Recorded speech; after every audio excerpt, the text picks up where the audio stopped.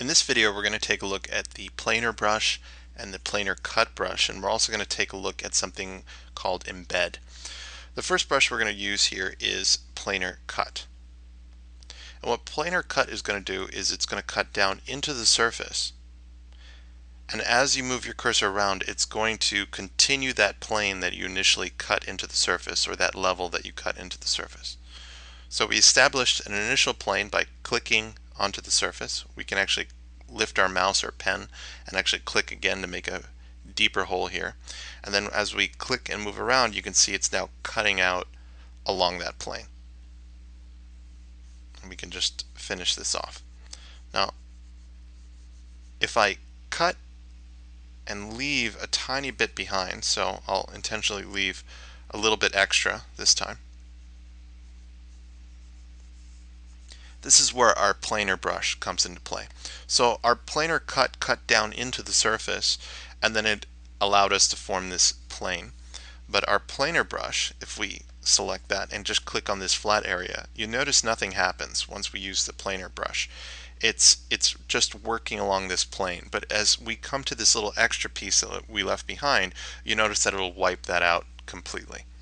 So the planar brush will work along that plane that's already been established, where the planar cut will first cut down into the surface, and then you can continue wiping out a plane.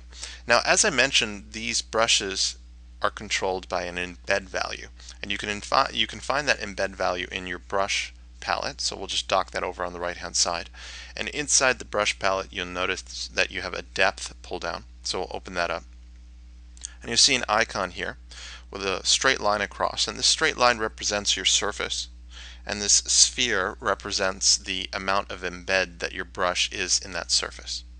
So for instance, right now you can see that the planar brush is sitting right along that surface, which is how we get this result.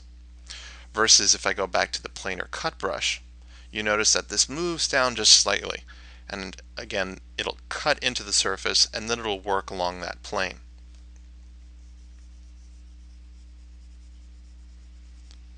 You'll also notice in your brush palette, other than planar and planar cut, you have a planar cut deep, and that basically the planar cut deep is essentially like the planar cut, except for this embed value is a little bit deeper. So I can take the planar cut brush and take this embed value, and I can click just here on the icon and slide this back and forth and up and down, and I can basically make this much deeper. So you can see I made this a lot deeper than it initially was. So when we click on the surface, we're going to get a much deeper cut to start with, and then we can continue cutting along that plane